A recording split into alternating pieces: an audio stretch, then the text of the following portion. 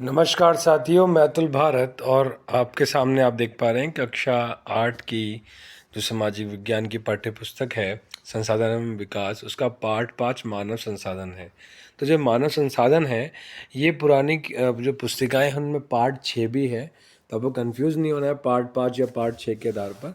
ये याद रखना है कि कक्षा 8 की सामाजिक विज्ञान की पाठ्य पुस्तिका का ये पाठ है और सभी की किताब में ज़रूर मिलेगा मानव संसाधन। तो इसको हम शुरू करते हैं बिना समय ज़्यादा व्यर्थ करे हुए कि मानव संसाधन क्या है। ठीक है, लोग ही एक राष्ट्र के सबसे बड़े संसाधन होते हैं। प्रकृति की देन केवल उस समय महत्वपूर्ण होती है जब वह लोगों के लिए उपयोगी होती है। देखिए, बहुत सरल सी बात है यहाँ पे क्या बोली गई है। देखिए इसके अंदर कि संसाधन क्या होते हैं। संसाधन किसी भी राष्ट्र के लिए लोग, जनता सबसे बड़ा क्या है, संसाधन है। और प्रकृति की देन केवल उस समय महत्वपूर्ण होती है जब लोगों की वहाँ पे क्या होता है, वह उपयोगी होती है। अब समझ लीजिए, वहाँ पे लोग ही नहीं हैं तो प्रकृति के दिए गए संसाधन किसके लिए इस्तेमाल किए जाएंगे। अब आप ये देखिए, वो किसके लिए इस्तेमाल किए जाएंगे, किसी के लिए इस्तेमाल नहीं किए जा सकते।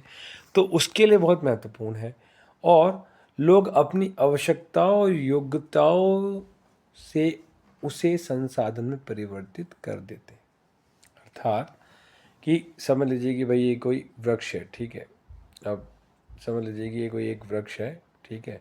और यहाँ पे अब ये वृक्ष जो है ये एक जंगल में है, लेकिन जब तक वहाँ पे मानव वहाँ नहीं जाएगा, मानव, ठीक है, तो मानव के जाने के बाद ही वह इसको उपयोगी बना सकता है, वह इसको संसाधन बना पाएगा।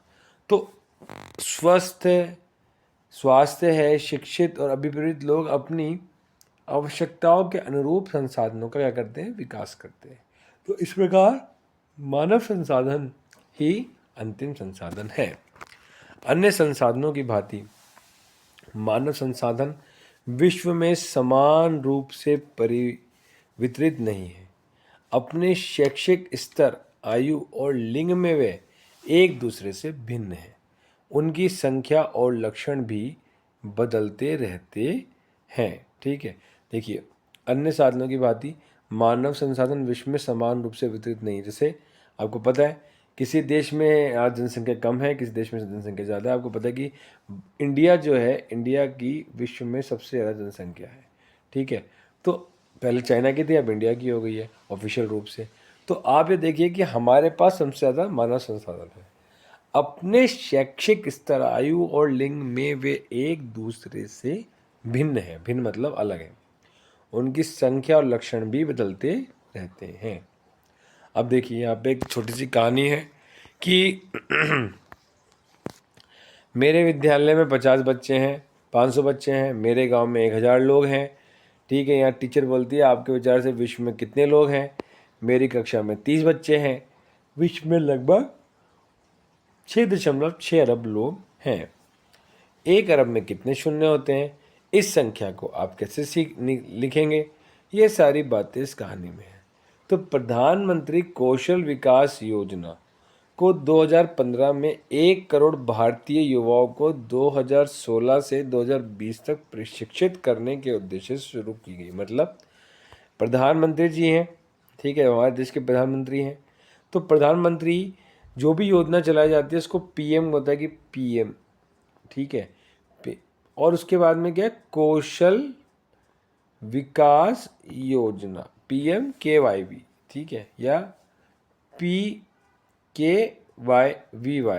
इसमें लिखा हुआ है। अब ये है कौशल से बात क्या है कि 2015 में जब प्रधानमंत्री ने ये लागू करी तो उसमें 2016 से 2020 5 साल में 1 करोड़ जो युवा थे, युवा समझते ना, 18 साल से ऊपर के जो युवा लोग हैं, उनको प्रशिक्षित, उनको ट्रेनिंग देने के लिए शुरू की गई। इस योजना का उद्देश्य संभाव्य और मौजूदा रोजगार अर्जक को गुणवत्ता प्रशिक्षण प्रदान करके रोजगार योग्य कौशल की योग्यता को प्रोत्साहित करना था। अर्थात वह जो युवा लोग थे, अब जैसे आप लोग हैं, अब जब आप 18 साल के हो जाएंगे, आप बड़े हो जाएंगे, तो आप लोग जॉब कर सकते हैं। तो आपकी जॉब के लिए आपको प्रशिक्षित करना ज़रूरी है। पहले आपको ट्रेनिंग दी जाएगी भाई कि आप जब जॉब में जाएंगे तो आप कैसा काम कर सकते हैं, तो उसके लिए ये चीज़ थी। तो प्रोत्साहित भी करना कि काम के प्रति वे काम करें, देश की जीडीपी में, देश के जो सकल घरेलू उत्पाद में है उसमें भी वह क्या करें, समर्थन करें। अब देखिए यहाँ पे एक चार्ट है, विश्व में प्रत्येक 100 लोगों में, मतलब यहाँ पे एक परसेंटेज के अकॉर्डिंग यहाँ पे दिखाया गया है कि एशिया में रहते हैं सबसे ज़्यादा। देखिए यहाँ पे पीले जो येलो कलर दिखा रहे हैं ना, ठीक है, येलो कलर जो है वह किसका है, एशिया का है। यूरोप में रहते हैं जो ये आप देख पा रहे हैं हल्का सा ऑरेंज कलर है। अफ्रीका में रहते हैं जो ये पर्पल कलर के हैं। ब्लू कलर की बात की गई है, ब्लू कलर में है मध्य एवं दक्षिण अमेरिका में रहने वाले लोग, और उत्तर अमेरिका में रहते हैं ग्रीन। मतलब यहाँ पे आप ये समझ लीजिए कि विश्व की सिर्फ 1% जनसंख्या, अगर यहाँ पे 100 की बात की जाए, 1 2 3 4 5 6 7 8 9 10, 1 2 3 4 5 6 7 8 9 10, मतलब आप ये समझ लीजिए कि परसेंटेज के अकॉर्डिंग अगर यहाँ पे देखा जाए, यहाँ पे 100 मानव है, ऊपर 100 लोग हैं और हर एक 1% को दिखाता है। और विश्व में प्रत्येक 100 लोगों में मतलब दिखाया गया है कि 1% जो लोग हैं वह कहाँ रहते हैं, ओशेनिया, ऑस्ट्रेलिया, न्यूजीलैंड और प्रशांत द्वीप समूह में रहते हैं। देखिए इसको हमने चार्ट में समझा, अभी हम पूरा पढ़ते हैं कि जनसंख्या का वितरण की बात की गई है। भूपृष्ठ पर जिस प्रकार लोग फैले हैं उसे जनसंख्या वितरण का प्रतिरूप कहते हैं। विश्व की जनसंख्या का 90% से अधिक भाग भूपृष्ठ के लगभग 30% भाग पर निवास करता है। मतलब भूपृष्ठ पर जिस प्रकार लोग फैले हैं उसे जनसंख्या वितरण प्रतिरूप कहते हैं। मतलब जनसंख्या का जो वितरण है उसकी बात की गई है। विश्व की जनसंख्या का 90% से अधिक भाग जमीन के केवल 30% भाग पर रहता है। अब आप देखिए 90% लोग जो हैं केवल 30% जमीन पर रहते हैं। विश्व में जनसंख्या का वितरण अत्यंत असमान है, मतलब इक्वल नहीं है। कुछ क्षेत्र बहुत घने बसे जैसे भारत है, और कुछ विरल बसे क्षेत्र हैं जहाँ, जैसे कि बहुत सारे ऐसे देश हैं जहाँ पर बहुत दूर दूर तक जनसंख्या है ही नहीं। ऐसे भी देश हैं, ऐसे भी क्षेत्र हैं। दक्षिण और दक्षिण पूर्वी एशिया, मतलब दक्षिण एशिया जिसमें भारत भी आता है, दक्षिण पूर्वी एशिया जिसमें आप वियतनाम, ताइवान,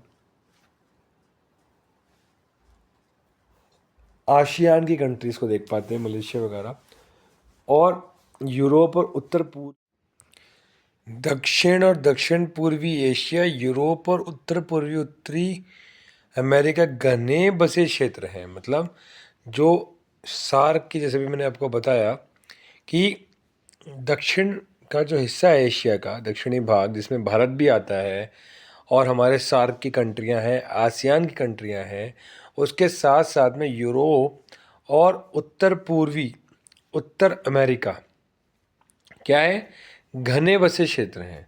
ठीक है। उच्च अक्षांशीय क्षेत्र, उष्णकटिबंधीय मरुस्थलों, उच्च पर्वतों और विषुवतीय वनों के क्षेत्रों में बहुत कम लोग रहते हैं। मतलब जो हाई क्या कहते हैं, अक्षांश के जो क्षेत्र हैं, आप देखेंगे वहाँ पर बहुत ज़्यादा ठंड पड़ती है क्योंकि वो विषुवत रेखा से दूर है।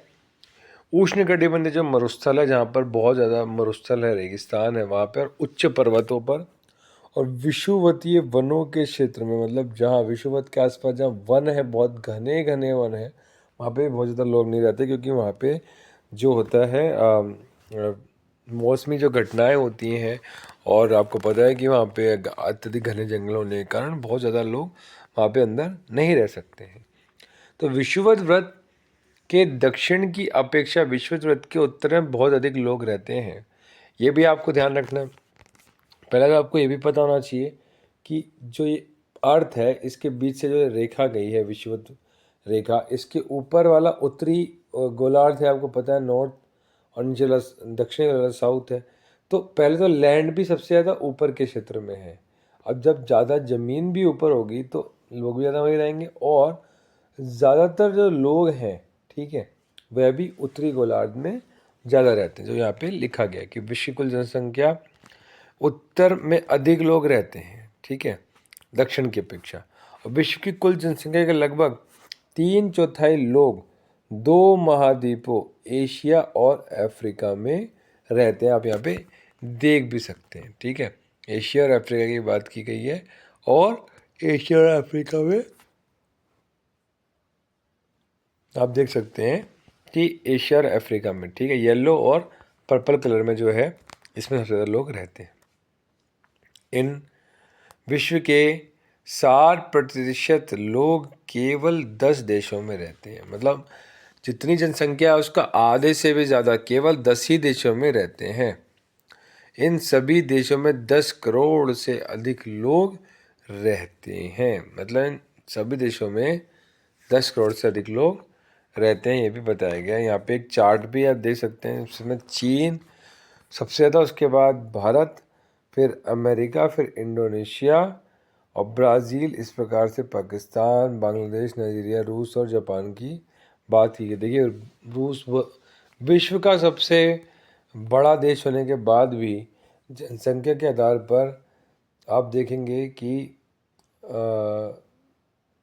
7वें 8वें नंबर पे आता है, 4 5 6 7 9वें नंबर पे आता है इस चार्ट के अकॉर्डिंग। तो ज़रूरी नहीं है, इसलिए जनसंख्या का असमान वितरण हमारे बताया गया, बार बार बताया गया, विश्व के अंदर जनसंख्या का असमान वितरण है। यह मैंने आपको पढ़ाई दिया। महाद्वीप के अनुसार विश्व की जनसंख्या, कुछ क्रियाकलाप है, आप ये देख सकते हैं कि ये इसके बारे में दिखाया गया है कि कीजिए और खोजिए विश्व की कुल जनसंख्या में से किस महाद्वीप में निम्न के अनुसार जनसंख्या है, ठीक है, और केवल 5%, केवल 13%, केवल 1% और केवल 12%, ठीक है। तो 5.1 में यहाँ पे लिखा गया है, आपने ये देखना है, ठीक है। तो आपको पता है कि 1% सिर्फ ओशनिया में है, ग्रीन वाले में है, 5 केवल 5, 13, 12, ठीक है।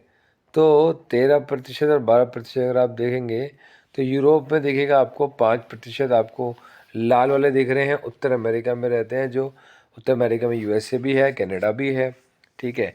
और 1 2 3 4 5 6 7 8 9 10 11 12, यूरोप में 12 और अफ्रीका में 13% लोग रहते हैं। फिर ये महाद्वीप की बात की गई है। अब भारत यहाँ पे विशेषकर लिखा गया, देखिए आप बुक में देख सकते हैं 2024-25 टाइप्ड है, बट इसमें लिखा गया क्योंकि भारत की जनसंख्या भी चल रही है और अभी मतलब 2011 के बाद में सफल रूप से नहीं कर पाए हैं, तो डेटा बहुत ज़्यादा क्लियर है नहीं हमारे पास में। बट हमें एनसीईआरटी के अकॉर्डिंग अगर हम चलते हैं और वही बेहतरीन है हमारे लिए, क्योंकि जो किताब के द्वारा हमें पढ़ाई करने को मिलेगी। तो भारत की जो जनसंख्या है 2011 के आज तक जनसंख्या आंकड़े बाल श्रृंखला 1 पेपर 1 2011 में ये था, लॉन्च हुआ था। इसमें आप भी वीडियो को पॉज कर लीजिए या वीडियो को यहाँ पे स्क्रीनशॉट ले लीजिए, तो आपको हेल्प हो जाएगी। जनसंख्या के घनत्व की बात है, तो जनसंख्या के घनत्व को हम नेक्स्ट वीडियो में करेंगे, थोड़ा छोटा वीडियो बनाएंगे ताकि ज़्यादा से ज़्यादा आप पढ़ सकें। अनुरोध ये है आप सब लोगों से कि ये वीडियो को अपने मित्रों तक पहुंचाएं, ज़्यादा से ज़्यादा लोगों को बताएं, ताकि हम अच्छे रिस्पांस के साथ में वीडियो के क्वेश्चन आंसर लेके आ सकें और आप सब लोग भी उसका लाभ ले सकें। अगर कोई प्रश्न है तो आप ज़रूर कमेंट बॉक्स में बताइएगा। बहुत सारे डिटेल कमेंट्स बॉक्स में है, यूट्यूब पे आपको मिल जाएंगे और चैनल्स भी मिल जाएंगे, तो आप प्लीज़ देखिए और आगे बढ़िए।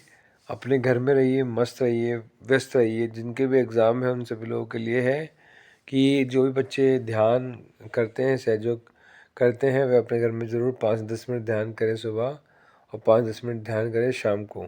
तो आप खुद देखेंगे कि आपके अंदर कितना ज़्यादा परिवर्तन आ गया है। तो इतना ही ये वीडियो में था और जल्दी मिलेंगे आपके साथ में। तब तक के लिए जय हिंद, जय भारत। हंसते रहिए, मस्त रहिए, मुस्कुराते रहिए, खिलखिलाते रहिए और नई वीडियो में मिलेंगे। जय हिंद, जय भारत।